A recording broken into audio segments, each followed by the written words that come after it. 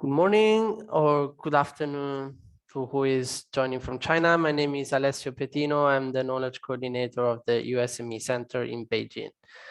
It is a great pleasure to be here today and to host this webinar. The topic is public incentives as well as funding and subsidies available in China for technology SMEs. And there is a lot of interest in this topic we see from the USME Center. However, it's a pretty complicated one. It is not easy, and at the same time there are so many incentives, so many funding opportunities that it's very complicated to navigate through this. So the reason why we are doing this webinar today is to try to make some clarity, try to outline some basic concept that will help you understand how the system works. Next slide, please. Next slide, please. So today's webinar will be divided into two parts. The first part will be a presentation that I will give. Basically, I will provide an overview of all these incentives, funding opportunities in China. And the second presentation will be, we are very happy to have Miss Athena Wang, who is joining from Hangzhou, and she will share more specific cases from Hangzhou and Zhejiang province. Next slide, please. And then there will be a Q&A at the end, of course. Next slide, please. So maybe before starting, I would like to say a few words about the USME Center in Beijing for those of you who don't know us. We are a project funded by the European Commission. We have been around since 2010, so quite for more than 10 years already. And our purpose or mission is to help European and small and medium enterprises to get ready to do business with China and to do business with China. We are in a third phase of the project, which will run until March 2022. We are implemented by a consortium of 5 chambers of commerce and business organizations, which you see here on the bottom, including China-Britain Business Council, who is our partner for this event today. We partner also with other organizations, agencies, including from government, but also business support organizations, both in Europe and China. And we are also a member of the Enterprise Europe Network. We have a physical office in Beijing, which is where I am now. Next slide, please. And just very briefly, we provide mainly 4 services, all of them free of charge. We have a knowledge center. Basically, we write reports and guidelines and articles on different aspects, different sectors of doing business in China. We have an advice center, which is a sort of help desk, which companies or business organizations can reach out to us with any questions on any aspects of related to business with China, also technical questions. And we have a team of experts that will address these questions for free. We also have a training center, which is basically we organize workshops, webinars like we're doing today. And we also have an advocacy platform through which we try to increase knowledge about new regulations or draft for comments and so on. Next slide, please. A very quick overview. Next, please. Overview of some of the activities we are doing this next month. It's going to be a very busy month, but we are doing activities on different sectors. You see, first on 7th December, we are going to launch a new report that we have recently completed about industrial robots and opportunities for European SMEs in China in this sector. We're also doing something on the 8th of December on the food and beverage. There are 2 big new regulations from the customs administrations, and we are going to invite an official from the customs on this, but we're also going to do other management kind of events or healthcare, pet food, supplies and services and so on. So the webinar today is based on a report that we have recently completed, and it's called Public Incentives, Subsidies and Funding for Tech SMEs in China. This is free for download. Everybody can download it. You might need to register on our website first. But then after you register, you can download it. We mentioned this Ask the Experts. Basically, you can contact us for any questions you have. We also have a self-diagnosis tool. This is more for people not yet in China. Basically, we try to test the knowledge that companies have about China. Next slide, please. Before starting, I will I would like to invite everybody to submit all the questions you have. We will have a Q&A at the end, but I invite you to submit questions whenever you have them by clicking on the Q&A button on the bottom. Next, please. So now starting the next slide, please. Starting the presentations, I'm going to quickly introduce, not the previous slide, quickly introduce myself. Yeah, I mentioned I work at the USME Center, knowledge coordinator, but before this, I also worked on many other EU-funded projects, in particular in the field of research and innovation policies. There was one project I worked for more than 3 years. Basically, I had to monitor every day all these funding opportunities in China for research and innovation, for technology, and basically try to see which of these opportunities are, let's say, available to foreign, to European companies in China. I'm based in Beijing. I've been here since 2011, so 10 years already. Next slide, please. After me, we are very happy to have, as I mentioned, Ms. Athena Wang. She's the Vice President of Operations of a very nice initiative. It's called Sino EU Tech and Innovation Corporation, which is a platform based in Hangzhou that helps European startups and small companies to land in China. And it does so by providing various services, which she will introduce later. So now we can start the presentation, I guess. I'm going to share my screen. You can close your first, and then I will be able to share mine. Okay. So you can see my screen, right? Okay. So my presentation will be divided into 3 parts. I'm going to start with a very general overview of what type of public incentives, funding, and subsidies are available in China, at which levels, from which specific bodies, and then I'm going to zoom into specifically into specific programs, incentives and funding programs, and at the end I will give some tips, some recommendations that for European companies that they should keep in mind. So very in China, there are many funding opportunities and programs that are established at all levels, at all administrative levels in China.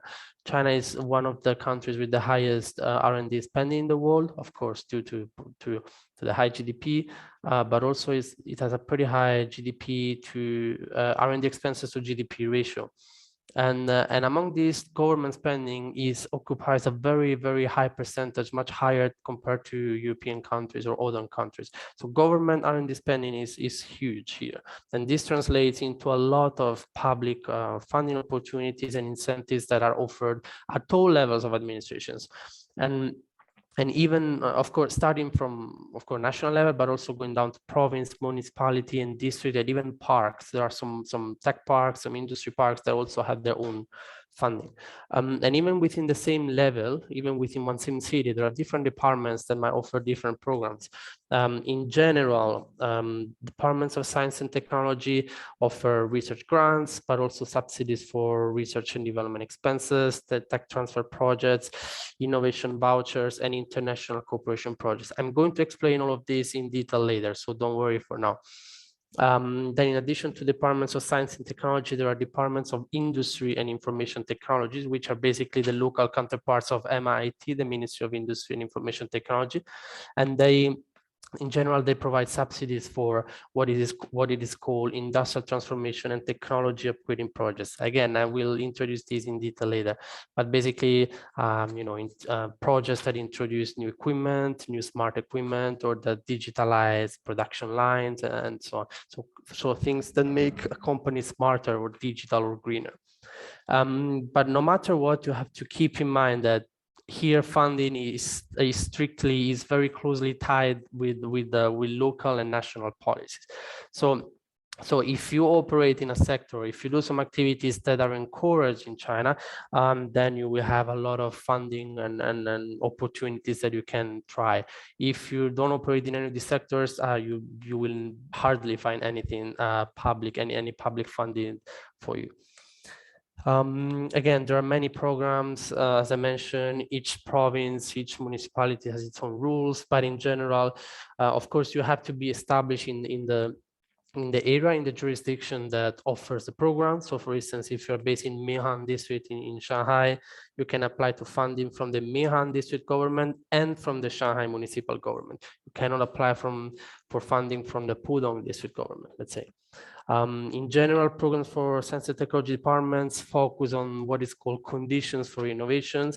So you might need to have some active R&D activities. You might need to have a certain percentage of R&D expenses to GDP ratio.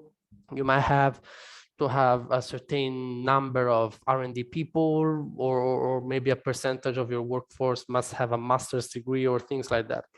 While programs for the, from the industry and information technology departments attach a lot of importance to scale of investment. For instance, if a project, how big your project is, how big your company is, how many taxes you pay, and so on.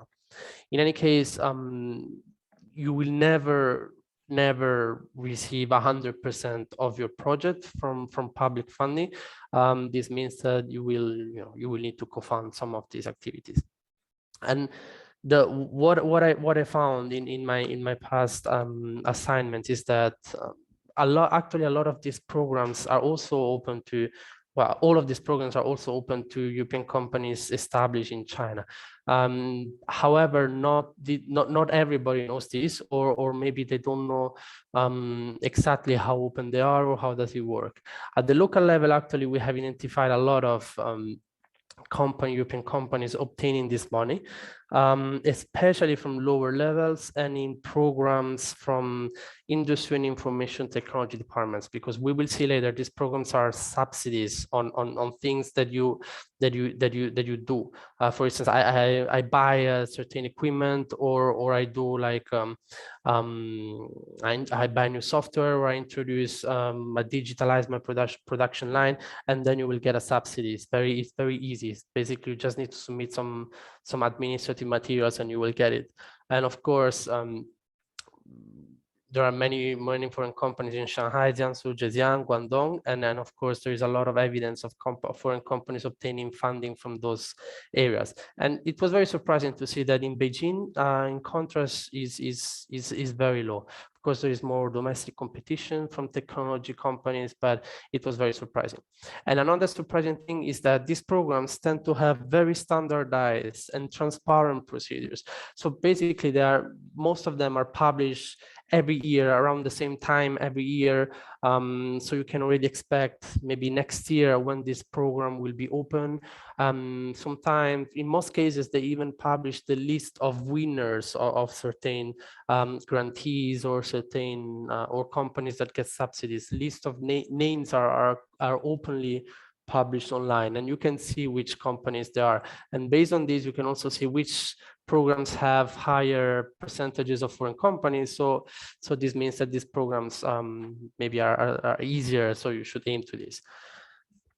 So getting into the final, let's say, part of the overview, there are a lot of programs, and I grouped them under 5 main categories. The first one is what I call market entry incentives. So basically, are subsidies or incentives that local administrations can offer to companies not yet in China, but looking to enter China.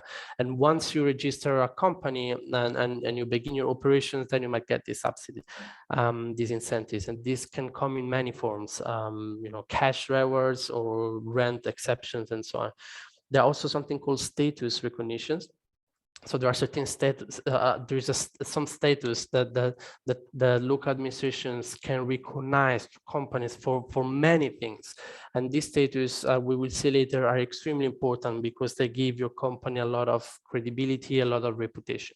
There are subsidies and rewards, which are things that offer ex post for many things, for R&D expenses, or what we call industrial transformation and upgrading projects, loans that you take, and so on. There are grants, which Unlike the previous one, the previous category, they offer before you actually do a project, and usually involve you, require you to write a proposal in which you explain how you're going to do things, and then your proposal will be evaluated, and then if good enough, you will receive the grant. And then there are vouchers, which are some lines of credit to buy things, services at cheaper price. For all of this, except of course for market entry incentives, you have to be based in China. So if you are a company operating not yet with a legal entity in China, you can try to negotiate maybe some incentives for entering China, but then you have to have a legal entity here.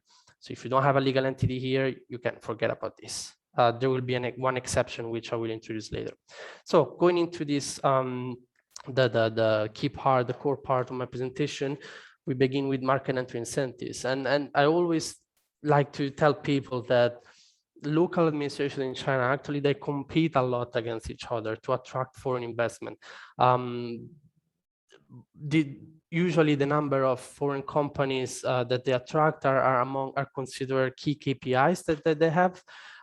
So this means that in order to reach these KPIs, they're willing to give a lot of carrots, to a lot of incentives to attract companies. And these incentives, again, are usually are given when you register a company. So I'm a new company, I register a company, let's say in Hangzhou, then maybe I can get an incentive. There are also other type of support that you can receive from incubators, accelerators, or from platforms like Athena's platform, which she will introduce later. So I'm not going to focus on this. But the good thing about these incentives is that they are specified in regulations, usually in policies that you can easily find online. And you can see online, there is this regulation which they say, if you are this company, I will give you this, or if you have, if you operate in this sector, I will give you that, and so on. They're very, very clear and direct. But of course, if you are a very strategic investment, then you can also negotiate what you need. For instance, you might not need something, you might need other things, and then you can negotiate those, but only if you are particularly, let's say, important.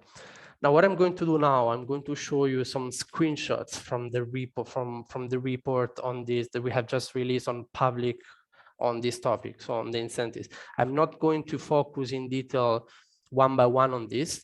I'm just including some screenshots from the report, then to show you what you can find in the report. Then if you're interested, you can go to read the report yourself. But basically, for each of these programs, we make some examples at different levels, from provincial level, municipal level, district level, and we provide you an example of some regions, what they offer. For instance, talking about these market entry incentives, if you open an R&D center in any sector, you might get some cash from Sichuan province, or if you open an R&D center only in priority sectors, you can get it from Shandong, or if you open a regional headquarters in Shanghai, you might get funding from there, and so on. Or if you're an entrepreneur or a startup, and so on. So I'm not going to focus on this, but this is to show you that how detailed this report is. And there are sources, links to external source, to the official sources where you can find all this information there. So I invite you to read this report, because there are really a lot of examples. And this is another one. For instance, if you are startups in certain areas, you might get you don't need to pay rent for your office for 3 years, sometimes for 1 year, or maybe then you don't pay for 1 year, and then the second year you pay only half of it, or a lot of cases. And the purpose of this report is to give you an idea of what you can get. Then there are also examples from incubators, which I'm not going to focus now, because Athena, the next presentation, we will do so. Second of these programs that I mentioned is what we call status recognition. So basically, companies, technology companies in China can be recognized with certain status for different activities, and these status they apply to the entire company. So they are not project based, meaning that regardless of what you are doing, basically you will have this status. And there are many benefits, of course. Some of these status grant you a corporate income tax deduction from 25% to 15%, which is very significant. Some of them might also give you some cash rewards. But what I think is the most important benefit is that this status gives you credibility, they increase your reputation. And we will see that sometimes for other programs, for other incentives that I'm going to introduce later, for instance, subsidies, sometimes you need to possess this status in order to be eligible to apply for something else. Or even if they are not, this is not an explicit eligibility requirement, it might still constitute an advantageous criterion on which might impact your application. So I'm going to introduce here 3 of these statuses. Again, keeping in mind that I'm going to do it very briefly, and then in the report you will find more details. The first one is called tech-based SME status, which is basically the most basic status that you can get. It is for SMEs, that is a very general definition. SMEs engage in R&D or the production or sales of technology product and services. This is the most basic one. The threshold is very low, and this is the first one you should aim to. Without this, if you don't have even this, you will not go anywhere. Again, in the report, this is also a screenshot from the report, and we describe in detail, the specific benefits here, super deductions, loss carry forward period extension, the eligibility requirements, the specific application procedures, all these details we provide in the report. Then a second status is the high new technology enterprise status, which is more challenging because it requires you to have local IP ownership. So basically your China company needs to own the IP rights, which is not always the case. What often is not the case when for foreign companies, because IP may still be owned by the headquarters, but there are also many cases in which the local subsidiary owns the IP rights.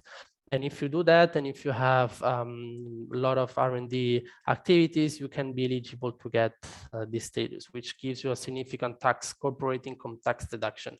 There are also something called cultivation pools, which basically have lower thresholds, and then you have 2 years of time to apply to the high new technology enterprise status. And in the meantime, they will give you some subsidies, some support, and so on. This again is a screenshot from the report, which tells you in detail, the management application process, the specific requirements, and so on. Of course, links to the policies and so on. The last status that I would like to introduce is very similar to the high new technology enterprise one in terms of benefits. It still gives you a 15%, a 10% reduction of the corporate income tax. But it's much easier to obtain because you don't need to have local IP ownership in China. The IP can still be owned by your headquarters, but this status is for those companies that outsource some of their processes abroad. So you have a subcontracting agreement with an entity based overseas, and this could be for information technology outsourcing, knowledge process outsourcing, or business process outsourcing. And trust me, basically all the big multinational corporations, including the big American companies in China, have this status. And this is very easy to obtain. You just need to basically make a subcontracting agreement with your headquarters or with another sister company, and you will get this. There are also other, again, here there are the specific application procedures and so on. Then at the end, there are also many of the status. The status that I mentioned before, that I just mentioned, are national level status.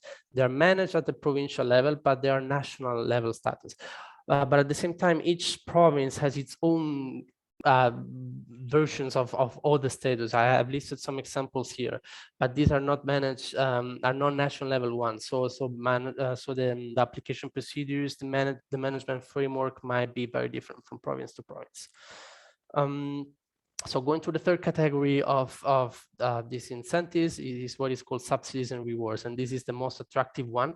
These are project-based, so they apply to projects which have already been launched or even completed in sometimes, and so this means that they're given ex post. And they're available at all administrative levels from different bodies. I mentioned before science and technology departments, but also industry and information technology departments. The tricky part about these programs is that Usually you can submit applications only when an announcement is published on the websites of the funding body.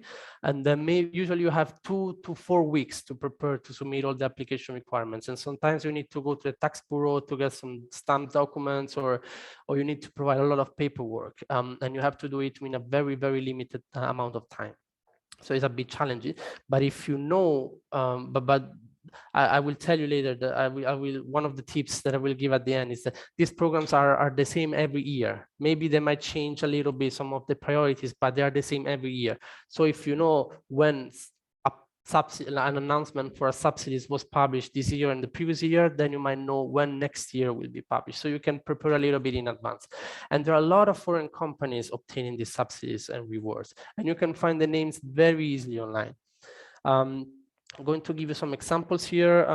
The most common one is for R&D expenses. So basically you just, you don't need to do anything. If you have R&D expenses, if you have R&D expenses, and you can get like, and you go to the tax bureau to have these expenses certified, then the next year you can get a percentage of these expenses back as a subsidy.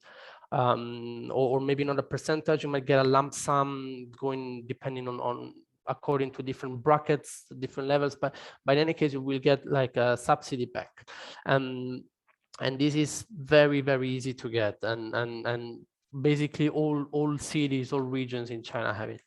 Again, here from report, we have a lot of examples. Sometimes is a these R&D expenses must be done in certain sectors, sometimes in any sector, sometimes you have to have tech-based SME status, sometimes you have to have, you must have a new technology enterprise status.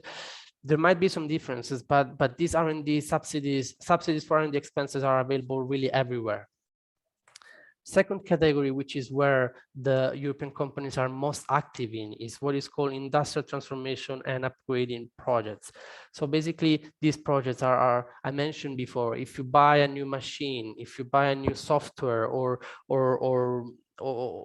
anything that makes your production lines, your production processes smarter, digital, or greener, then you are basically upgrading your industrial capacities, your technological capacities, and this is very appreciated by local administrations, and you will get a lot of subsidies for this.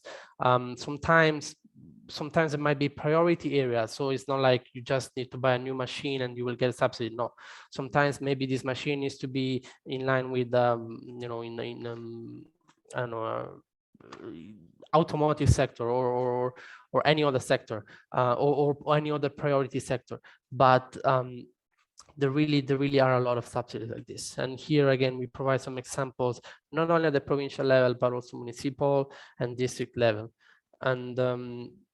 And the subsidy you get usually is a percentage of this, of the value of these investments. So if I buy a new machine or a software and I pay 100 RMB for this, maybe I might get 10% back, which sometimes is not a lot, but it's very good, especially if you have different projects, different machines bought, and if you accumulate all these subsidies, then you might get still a pretty good amount back. Another subsidy, another type of subsidy or reward you can get it for technology transfer projects.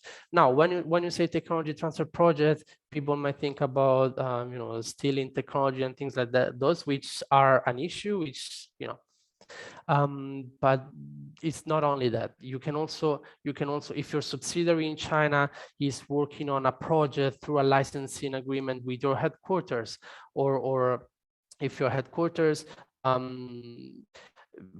these technology transfer projects can also happen within the same organization, between your headquarters in Europe and your China subsidiaries, but it's still yours. And in this case, if you do things like this, you can get a lot of subsidies from Chinese local administrations.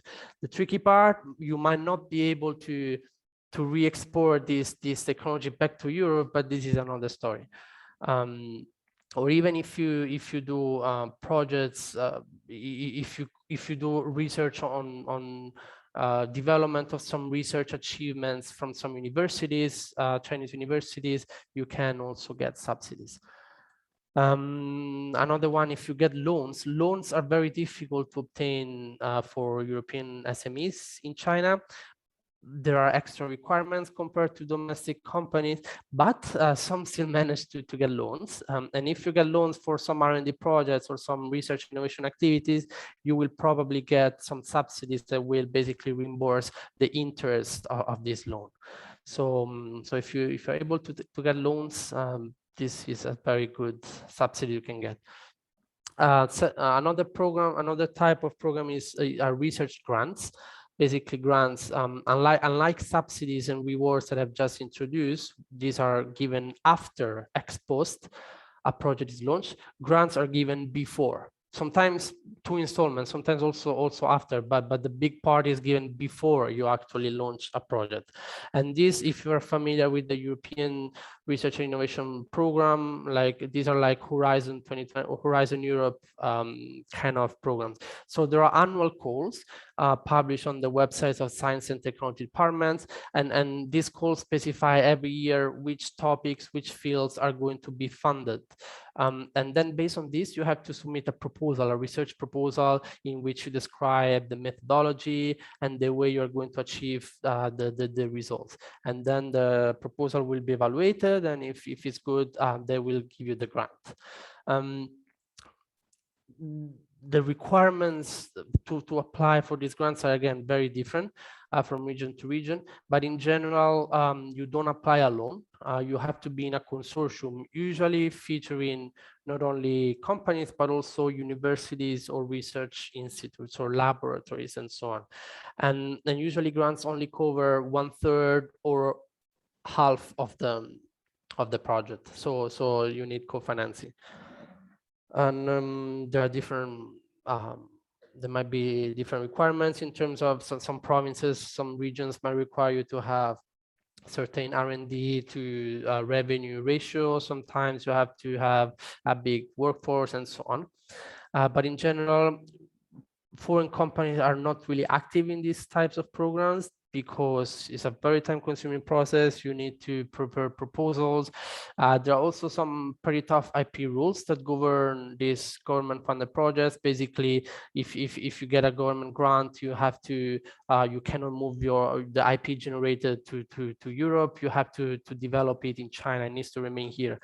So it's not very attractive sometimes for multinational corporations, for companies operating in different countries. But I included it here because it exists, and some companies might still be interested in this.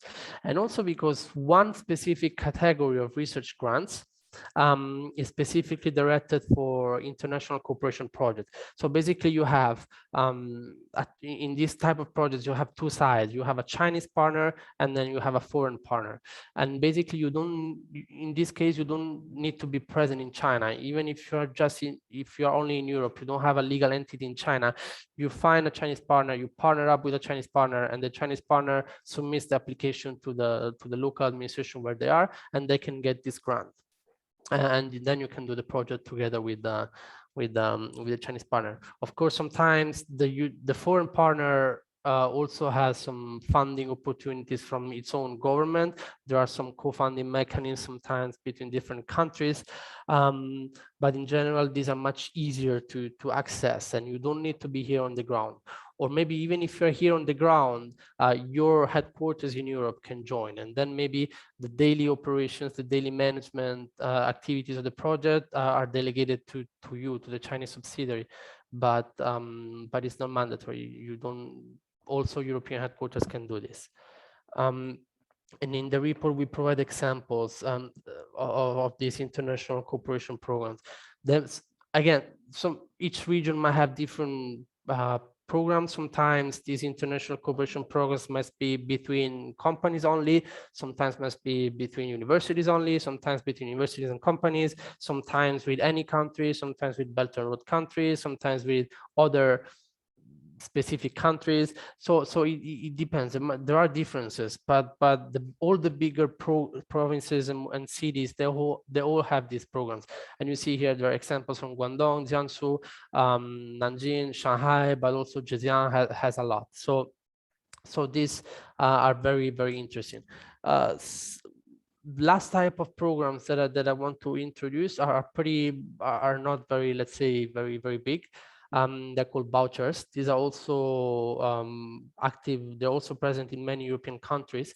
So you might be familiar with this, but in general, these are lines of credit that SMEs can, or entrepreneurs can get to buy certain services at cheaper prices. So basically, usually the services must be provided by some certified service providers, but in general can be like measurement, if you need to use a big machine for testing your prototype, for testing your technology. You might need to you can rent this machine with these vouchers, but also some services like pattern landscaping or technology transfer intermediation. If you need a broker that helps you find a client for your technology, you can use these vouchers. And these are very active, very present, especially at lower levels like high-tech zones and district governments. And the value usually is very small. We mentioned it's small lines of credit, and usually it's like around 50,000 RMB. But you can get a lot of these vouchers. It's not just one. You can get 10 or 20 vouchers as long as you don't exceed a certain cap every year. So this is it. Now I have just some tips to end this presentation, and all of them are based on experience, based on discussions with companies, and so they come from practice. So the first one is that government incentives, funding, there are a lot of opportunities, but are very hard to navigate. You have to understand how it works, and then you really must be committed to it. So you must have someone, at least one person, monitoring all these programs. I mentioned these follow very standardized procedures. Sometimes every year, they're published every year or around the same period every year. Some of them might have higher participation from European companies. So you have to identify which programs are easier to obtain, to access for European companies, and then maybe you should aim at this. Then another thing is that I mentioned one of the examples we gave was for the status recognition programs. You have to start from this, because we mentioned this give you reputation, this give you credibility, and this comes from words of officials from local administrations. They literally told us, if you don't have even this status, you're not credible. People will not trust you, and because this status demonstrate your commitment to China. And then if you first show your commitment, then you might be able to take something back. And sometimes these are even mandatory requirements that you must have in order to apply for these incentives. So, but even if it's not mandatory, there are always a strong asset that will be judged very positively in the application. Another thing is that you should, if you don't have experience with this, you should start from lower administrative levels, especially the districts. Or of course parks, because of course you have less competition. The area is obviously smaller, but also because usually administrations from lower levels tend to know you better, to know you more directly, because you bring to them benefits. While maybe relationships with higher levels are more, let's say, you don't have much direct relationships. So, and you have much more competition. So if you start from lower level, you gain experience, you gain the familiarity with how it works, and then you can aim at bigger programs at higher levels later. Then again, something we notice is that many local authorities in China are actually very open to talk to foreign companies. Sometimes we talk to European companies and they're kind of scared of I'm talking about SMEs, small companies. Sometimes they are scared of doing government affairs here, doing advocacy activities. They say, oh, they want to avoid this area at any cost, but actually it's not right. Especially lower level administrations, they care about you, because again, you bring benefits to them, so they care about you doing good. And you can you can mention, you can talk, you can say what the issues are, what are you, what you think should be improved, and we always found a lot of people listening to you. So don't be afraid of engaging local authorities. Another thing we didn't mention in this presentation, in the reports, but in addition to the subsidies, to the funding that we introduced here, there are also other types of programs or awards which apply to individual scientists or engineers. And even if we haven't introduced them here, you have to know that these exist, and you have to encourage your own people to apply to this. Because if one of your scientists is, or engineer receive an award from like a science and technology award, or like a friendship kind of award from the government, then this person will have a very high reputation. And in the future, if you are preparing an application, for instance, for a grant, and you indicate this person as principal investigator, as team leader, you will have really much higher chances to get it.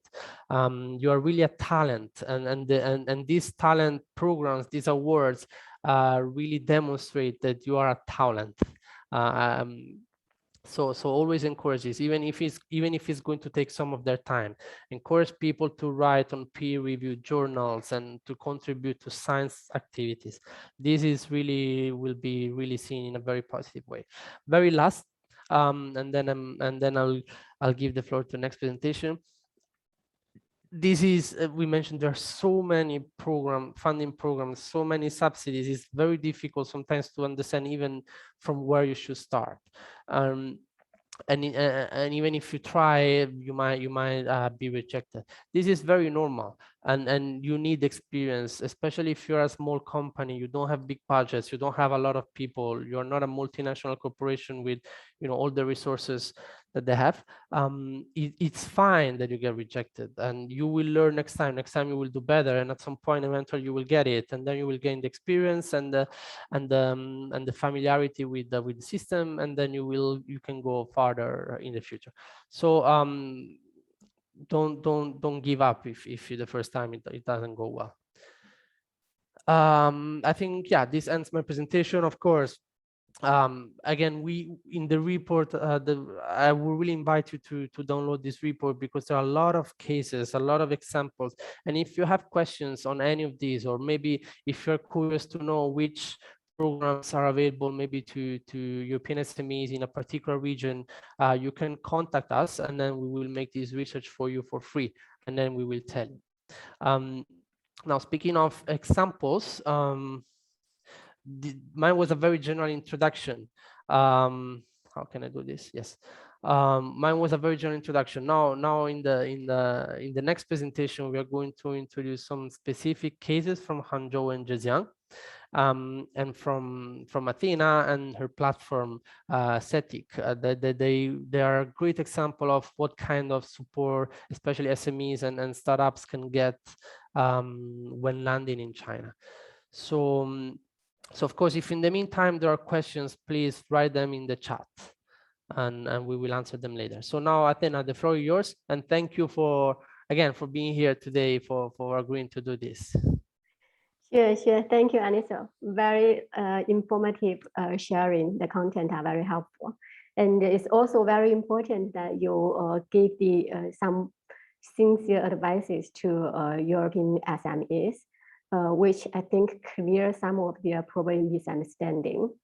And I'm going to share my screen first.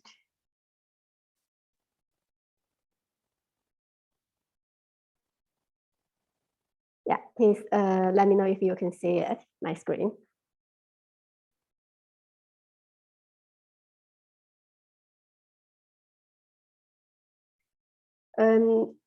So you can see my screen now? Yes, Athena. Okay, great, thank you. So thanks to Alicia for inviting me to share the cases here to the participants who are joining us today. And this is Athena from Hangzhou. So my organization is STATIC. It's the Sino-European Technology Innovation Corporation. It's a platform we have been running since 2019. And thanks to Anisha, he shared a lot of information about the grants, the policies that is available to European companies who are entering China or not coming in, but participating in some of the programs. What I'm going to share today will be more on like cases. But my agenda, first I will give an overview of the Zhejiang and Hangzhou industry focus that is mainly based on the 14th five-year plan. And in part two, I will give a brief introduction of SATIC and the support provided. That's including the landing program that is available to companies, tech-based companies who would like to enter the China market.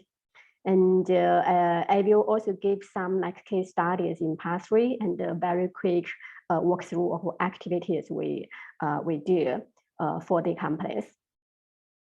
So starting the part one is the overview of the Zhejiang and Hangzhou industry focus. So I actually think it's a very informative session. So you will see a lot of text. So I collected some of the basic information, fundamental information from the 14th five-year plan. Since this is the first year of this plan, and starting from Zhejiang province. Here you can see the 6 like major science and technology innovation platforms that Zhejiang province is promoting through this 14th five-year plan. The first is Hangzhou West Science and Technology Innovation Corridor. And actually, you will also see that a lot of like different industry focuses for the different platforms. I won't go into too much details since this actually presentation will be recorded and shared. If you want to know more information afterward, you can like just review the record and see the details here. So this is based in like Hangzhou, across also several cities. And the second will be the Ningbo Yongjiang Science and Technology Innovation Corridor. And it also has like the technologies or the focuses in new material and intelligent economy. And for Wenzhou Technology Innovation Corridor and around the Dalao Mountain, it will be mainly on the highland of life, health, and intelligent equipment. So there are different industry focuses for different cities across Zhejiang province. And you will see that during this 14th five-year plan, Zhejiang is highlighting or focusing on 10 like iconic industrial chains. And they also set very clear like tasks for each. So we will walk through quickly. The first is the digital security, and you may find okay, for digital security industry chain, the focus cities are Hangzhou, Ningbo, Wenzhou, Jiaxing, Shaoxing, and several other cities. But those are the main ones who will be the government will be investing both like human resources and the capitals into developing the industry. And the second is the integrated circuit. And the third will be network communication. Coming next is the intelligent computing and the biomedical industry chain. And just a reminder that if you are going to review the video later, you may find also, for example, for digital security, what are the detailed sectors will be like promoted. For example, here you can see the image sensor, central control equipment, supplemented the technical shortcut. And for those, you can find all the details here. So no, I won't go into too much details in this presentation though. And the sixth will be the refining and chemical integration and new materials. Coming next, the energy saving and new energy vehicle. Also, we have the intelligent equipment, smart home, and modern textile. So these are the 10 iconic industry chain. Zhejiang province will be like focusing a lot on during these 5 years through 2021 to 2025. And I also included a map of Zhejiang province, and we have all the cities of Zhejiang on the map. And here, the 10 like the industrial chains we just introduced. I also did a kind of like a summary of each, which cities are the involved for each. And you may find that the red stars on some of the cities.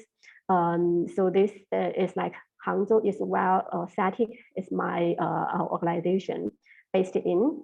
And for those others with smaller, like red star, where we have also partners or presence in those different cities. And coming next will be the Hangzhou's industry focus during the 5-year plan. And first, there will be 8 key industries that Hangzhou will be focusing a lot on developing. So the first is the life and health. So for companies, you are in this larger like sector or area, you will see like the exact like key areas under this sector. For example, the innovative medicine, the medical devices, intelligent and precision medicine, medical circulation, medical care, health services. So those are the focuses of this life and health industry. And the second is the high-end equipment manufacturing. Also, you can find the details here. And artificial intelligence, things is actually technology can be like applied in different areas. So you will see also a lot of different, but mainly focusing on the chips, sensors, and computing. And also like cloud computing, big data, and information software. Also, there's a focus on culture industry, and that is mainly because like there are a lot of history heritage in Zhejiang province. And tourism and leisure, financial services. So these are the what we call the 5+3 key industries that is highly developed in the last 5 years. And also based on the 10 iconic like Zhejiang provincial focus for Hangzhou city, the municipal level, there are 9 iconic industry chains of the manufacturing industry they're focusing on. So the first is the visual intelligence, including the digital security. You can find more information later in the text. And the second will be the biomedicine and health. And the third is the intelligent computing and integrated circuit network communication. And coming next, the energy saving and new energy vehicles, smart home, intelligent equipment, modern textile and fashion. And you will find that actually for different industries, there are some cities more like developed in those industries, and some might be like less developed. So if, for example, if a European company is planning coming to land here in Zhejiang, you should do a research to find out which city is the best target to go. So next, I will give a brief introduction about SATIC and also some introduction about the lending support. So SATIC is a platform we have been building since 2019. It's a one-stop service platform that is mainly focusing on providing services to tech-based SMEs from European and actually not just Europe, but from European countries and overseas who are like ready to come to explore the China market. So we have a service package we call the China Earth service, mainly 5 core services. I will give more introduction about each in next slide as well. So our mission is to really like identify the advanced technologies and mature companies who are developing pretty well in their home country already, and at the time of going to like explore the new market, so that we provide services to help them on landing and skilling in China, and also we provide services to help the company get funded here. To do so, it's based on the extensive domestic resources we have built in the last few years. So we have built close cooperation with like over 100 of big corporates, the SOEs, the enterprises in China in different industries. We also have a investment pool of over 100 investment institutions in China. For the research and development, we also build close relationship with top level universities and the research institutes in China. So from different aspects, it can support the companies who are coming on their business development, on their also product development and funding. So we focus on the growth stage companies. Most of the companies we have been working with, they are already relatively mature in their home country. So they have a very positive like revenue and have already taken like a certain market share in their home country or like in throughout Europe. And at a stage of exploring a new market. And of course, China is a market they are coming in. And for the tech pipelines, actually, you will see the industries we mentioned previously for the like the industry focus for Hangzhou and Zhejiang. We have been working on all those since the beginning. And for the 5 core services we provide, the first is the access to market. And for this, actually, we provide the business advisory services, the sales channel, and the supply chains. That including also support to the apply for example, the landing programs, and connect with the strategic partners or the upstream or downstream suppliers or customers. For the second will be the government liaison, because we have built the close relationship with the local government, which Alice already recommended for a company coming to land here for SMEs, especially. We start with the district level and going up step by step. So we support the companies on close like communications with the local government to understand the policies, to know, okay, how to prepare for them. And for any agreement we would like to sign, we also help out on the negotiation and set the best like terms for the company's development. And also the IP protection is very important for every company. We also have professional service providers that will be our professional third-party partners to support the companies on identifying what kind of like patent they would like to apply for and get the IP protected. And at the same time, especially at this moment, because of the pandemic, it's very difficult for the overseas team to come to China office. So we also help on the talent and the operational support to the companies. We can work, for example, as a local team of the company, so that they can we can work as the local team members to help companies on certain, for example, at the beginning of establishing the companies, for example, to communicate with the clients, with strategic partners to get things started. And when the companies landed here, the financing, sustainable financing support is also very important. So we also provide the FA services to help companies on getting the get funded. And those are the services these are the services we provide to the companies who are coming into China. At the same time, we also provide services to companies actually in and out of China.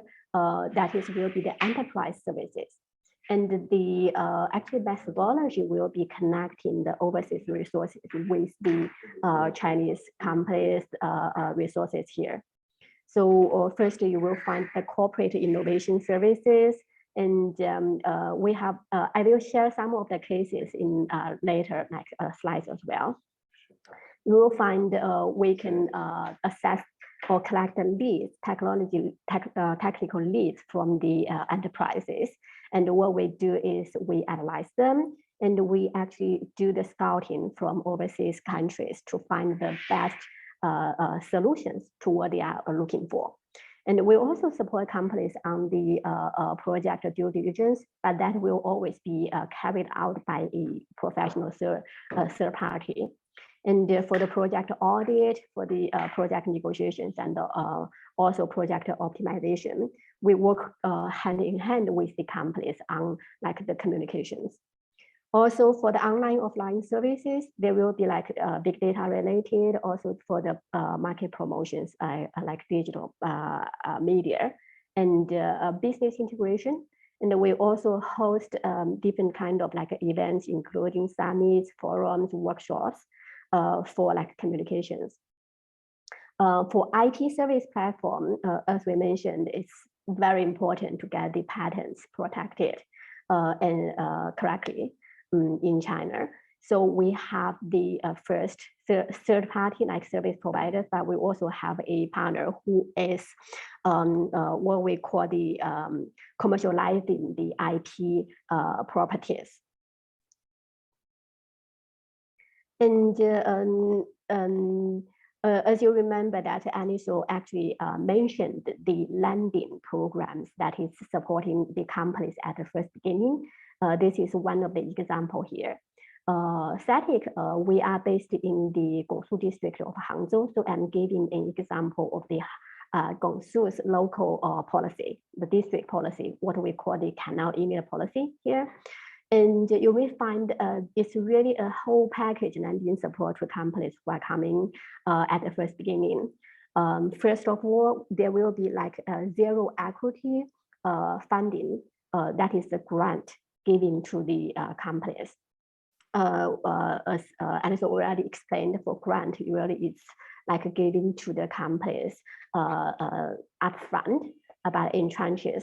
And it takes real equity from the company and given directly by the government.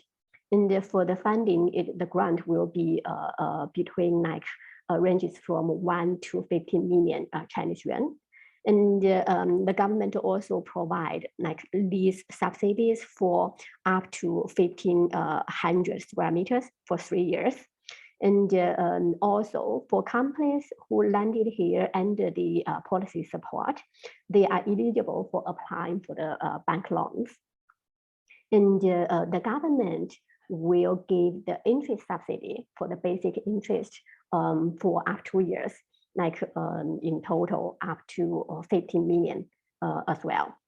And for companies who get like external like investment from the external investors, the government will also give a 5% reward for the investment we got, but it need to be above or at least be 10 million Chinese yuan. And there will be also the district industrial fund who can invest directly into the project as an investor. It's a government industrial fund. And the apartment for the applicant who is like leading the project will be also subsidized by the government. And if the applicant buy a car here, the government will also reimburse the car license fee. So these are like different support that is available to support the companies get started with financial support, with also like leading support. And it actually takes time, a lot of communications. So you will know that it might be like difficult for a company, for a foreign company to do it by themselves. But that is why we are here to provide those support to companies. Usually from the first beginning, for a company, for example, you make the plan of applying for the program till the end of you really get validated and get confirmed on the grant you are getting. It will take several months. Let's have a quick walkthrough of the process here. So basically what we do really is we will first identify the technologies to see whether it's, for example, qualified to apply for the program.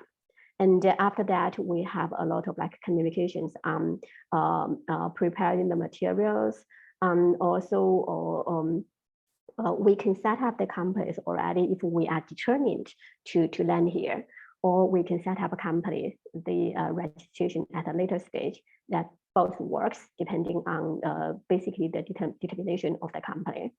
And at the same time, we help on all the communications with the government. And each of the stage actually takes several weeks, you will see.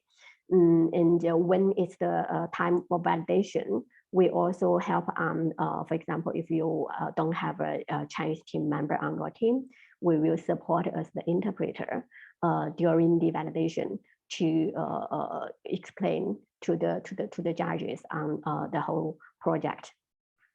And after that, we will wait for the result of the validation.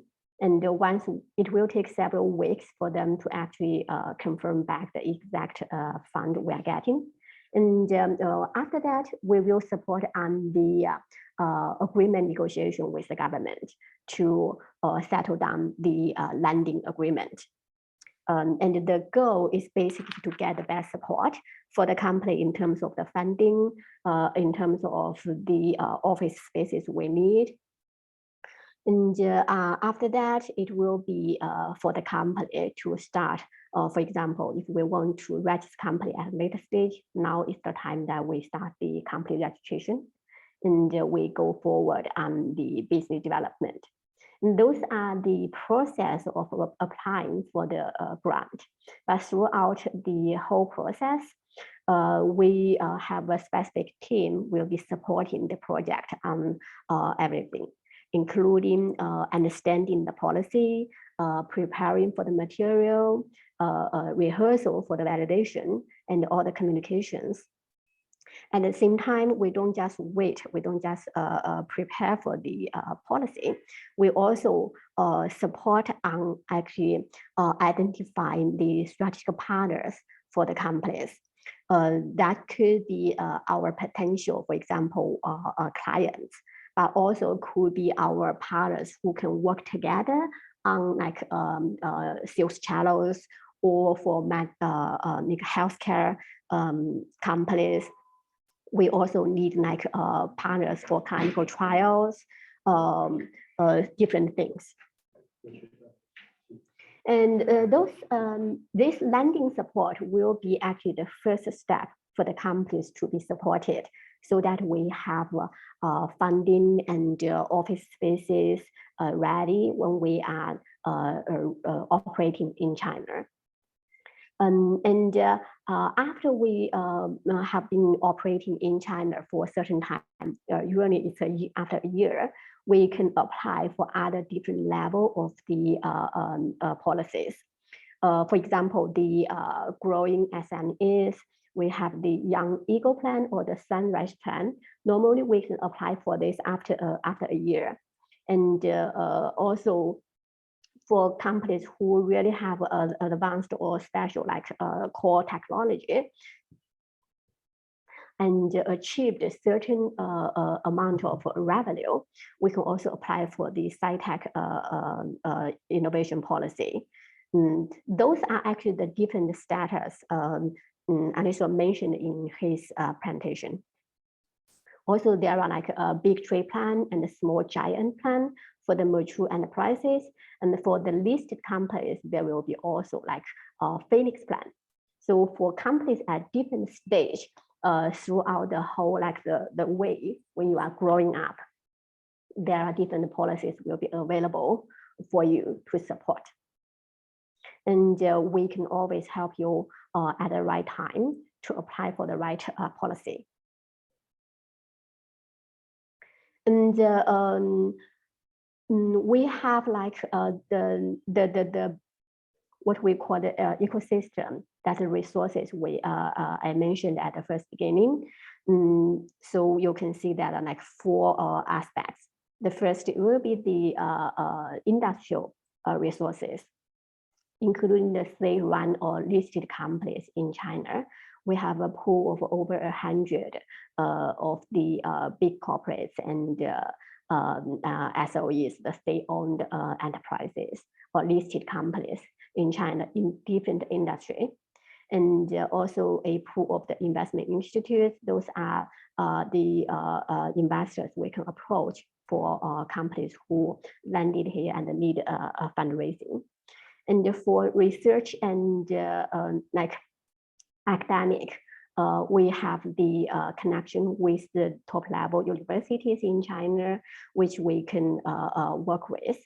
And also advise that for like if the company is applying for certain kind of like talent policy, it's always good to work on the academic, for example, posting articles or thesis, or working with the top level universities on different like projects.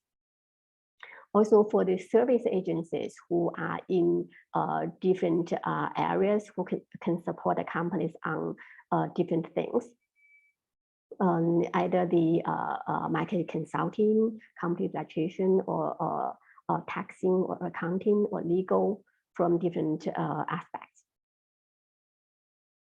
And in part 3, I will share some like cases we have been worked on in the last 3 years. First is the UK company, Unified. It's in the field of smart city. Actually, Unified landed in 2019. We actually started working with them at the first beginning of 2019, and in the Q3, we worked with, we actually accompanied the company to enter the the grand final of the Hangzhou International Talent and Entrepreneurship competition. And at the end, the company won the first prize of the foreign companies of the competition. At the same time, once the companies register here, during the process of building the local team, we also connected the company with like different strategic partners.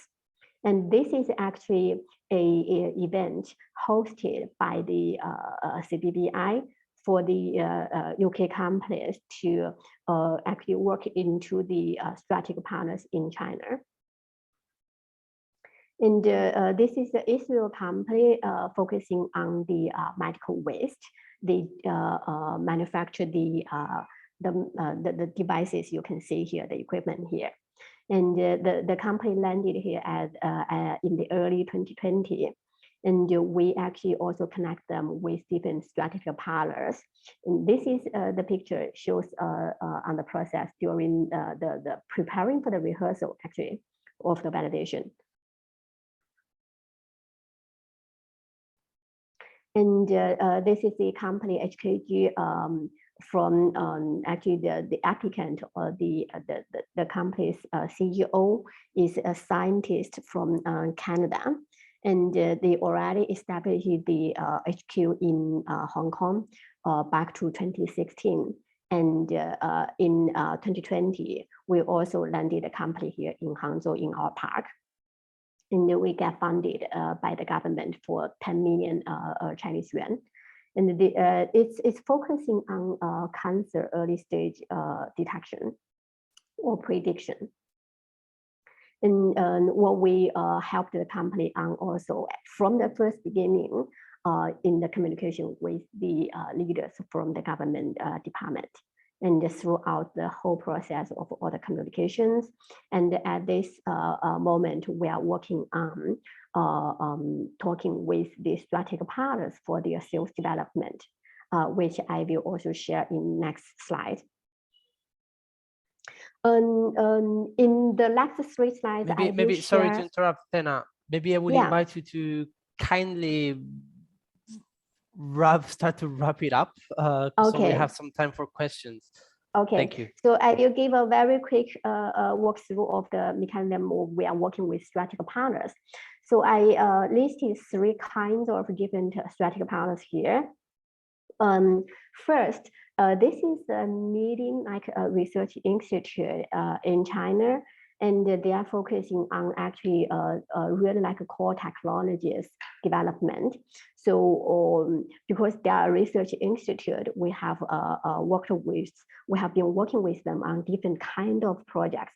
First of all, is the overseas leading universities. We have been developing the partnership with EPFL already on robotics related projects. So this is the research institute and the university level collaboration we would like to drive forward. And for companies, for example, DDM is from the United States. It's focusing on the casting. So they have very core technology that can do further product development with the strategic partner. And this is a company in the actually originated from China directly, but also they have very core technology in SOFC.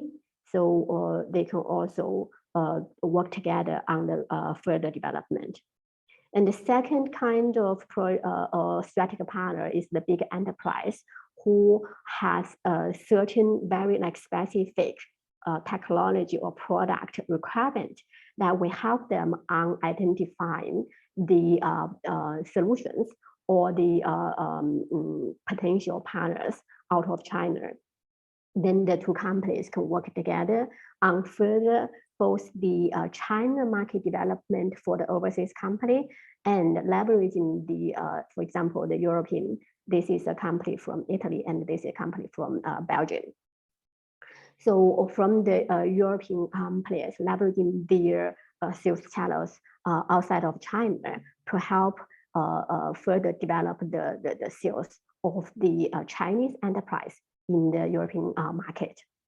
So this is a second type of strategic partners we already have been working with.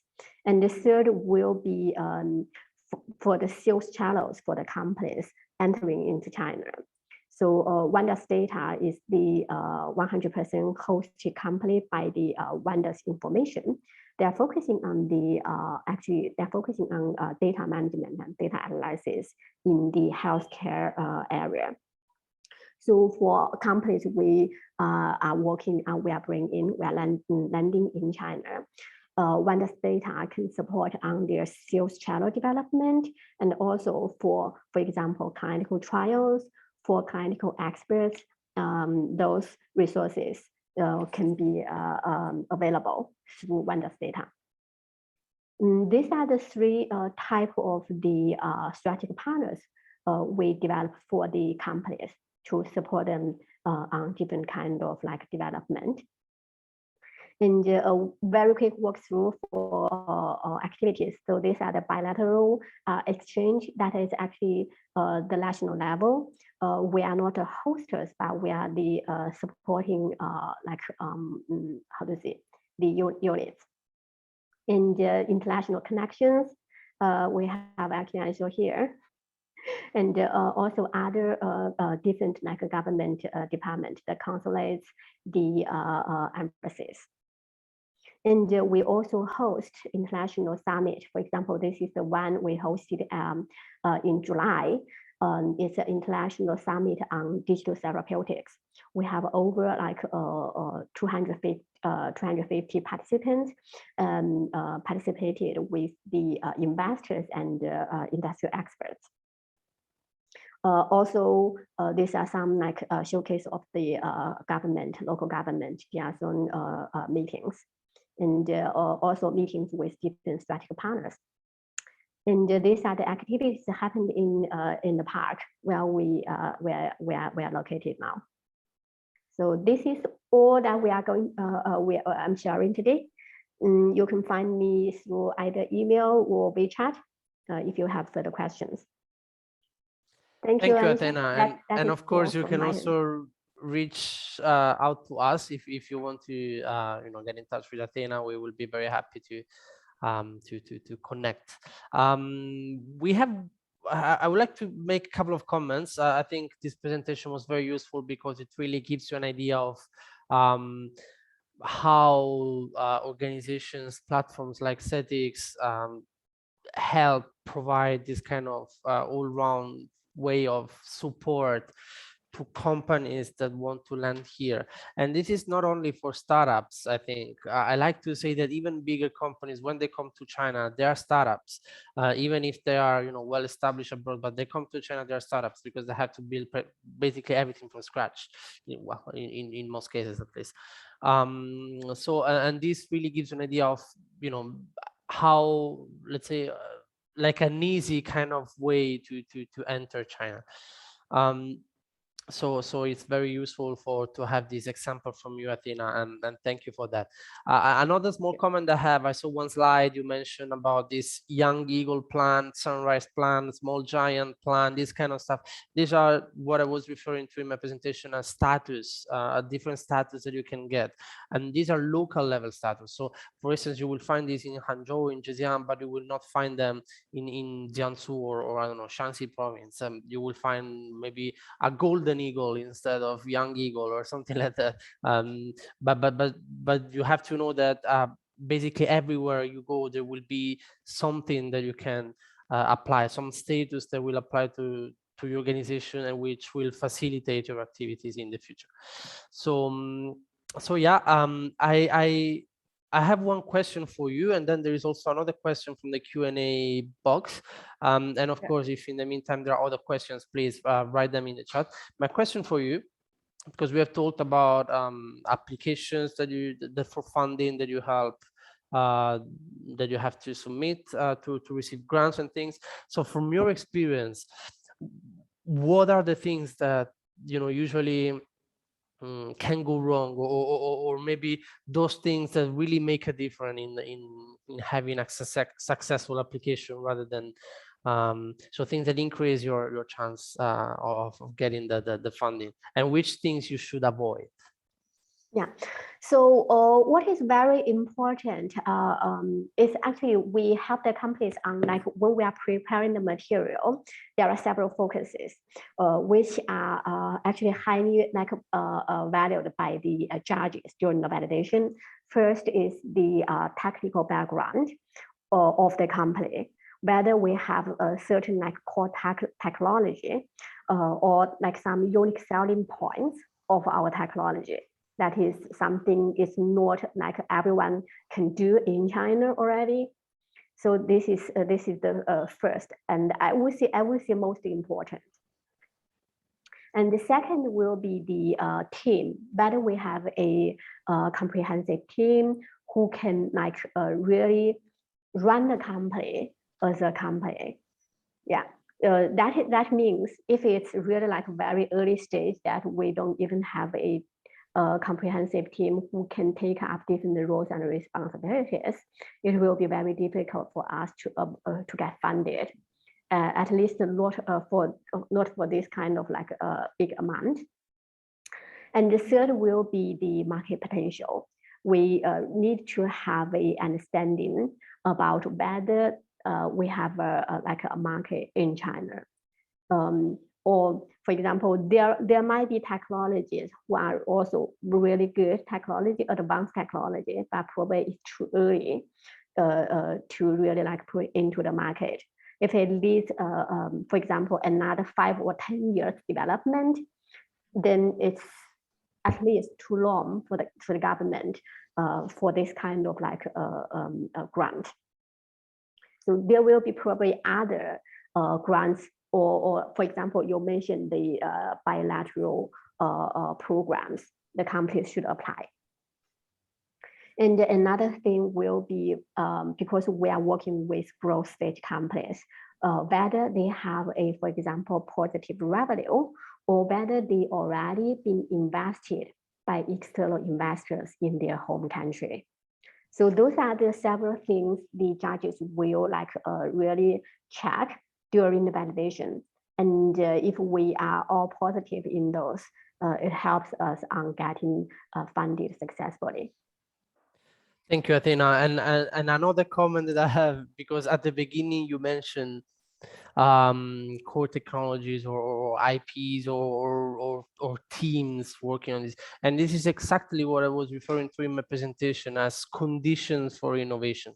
So basically things that enable you basically to do innovation, things like that. And these are really, really important. And you don't necessarily need to be a, completely disruptive technology, but you need to have resources and conditions that will justify someone investing in you, basically.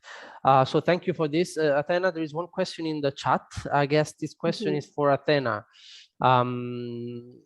So the question is, I will read the question out. So is, what are the minimum criteria for a startup in order to be characterized as tech startup? Tech startup, it's actually, we usually call it technology based. So the company, at least what the product or the solution is providing, it's definitely the company itself is the owner of the technology. The best is it's already a approved patent. If not, at least actually we are the owner, and it's not a technology we copy from somebody else. So that will be more helpful for us to actually apply for any kind of programs. Okay, very good. Maybe if you can stop sharing your screen, I will also share another one slide I had on this. Hold on, let me see. And then, of course, if in the meantime there are other questions, we have 3 minutes left, so this is your chance. Stop sharing. Okay. Yeah, I stopped. Okay. I'm still seeing your screen though. Huh? I stopped sharing. Oh, you can still see. Can you try? Hold on. Okay. Okay. Now it's good. Yeah. So basically, is this slide here? You can see my screen, right? It's loading. Yeah. Okay.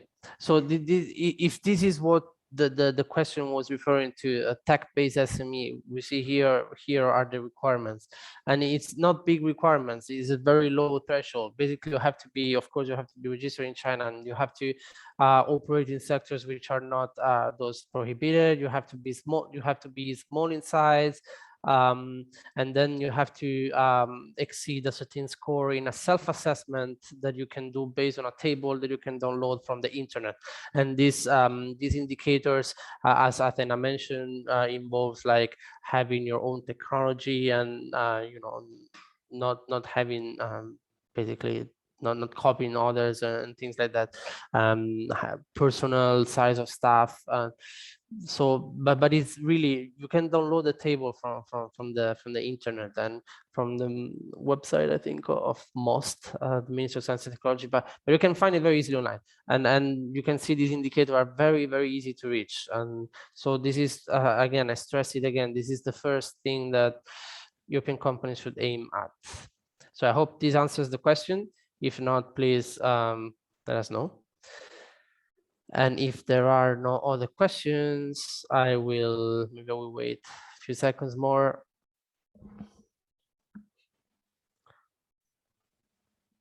I saw, Athena, you used to do a lot of activities, summits, forum. Let's hope we can do them again in person soon.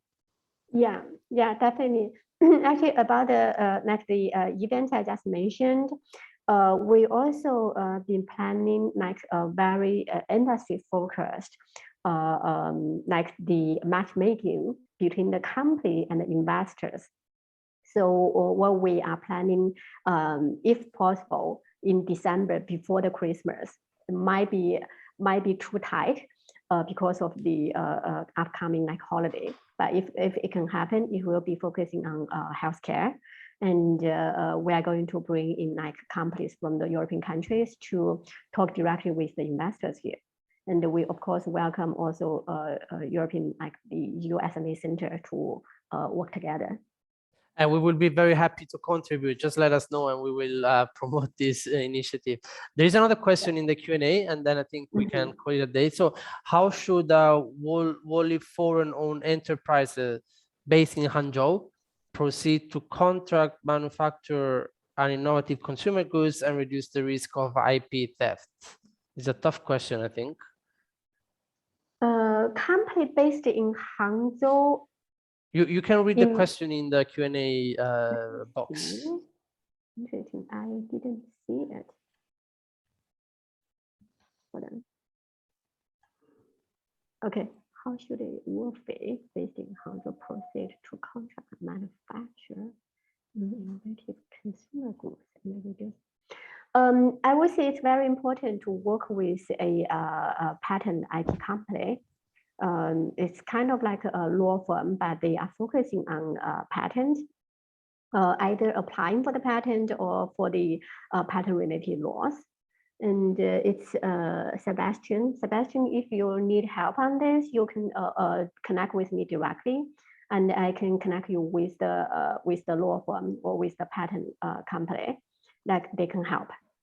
They can do also the design for you based on your technology, and also apply patent for you. Or if there are certain kind of like a lawsuit, they can also help.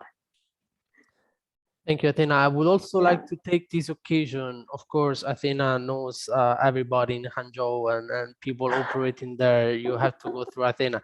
But like, there is also another project funded by the European Union. It's called IPR SME Help Desk, which is basically our sister project. It's the same as the USME Center, but they focus exclusively on IPR. They do basically the same things we do, like webinars and help desk, but only on IPR. So those, I invite you to also go to the website, contact them. They have experts ready to answer questions on IP.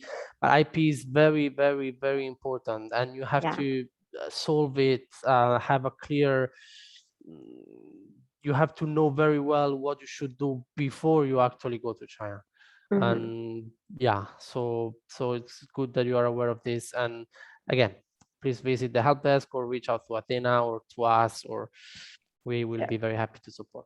So I guess we can finish, we can end it here. Again, we're going to share the slides with everybody. If you can share the screen with the QR code, please.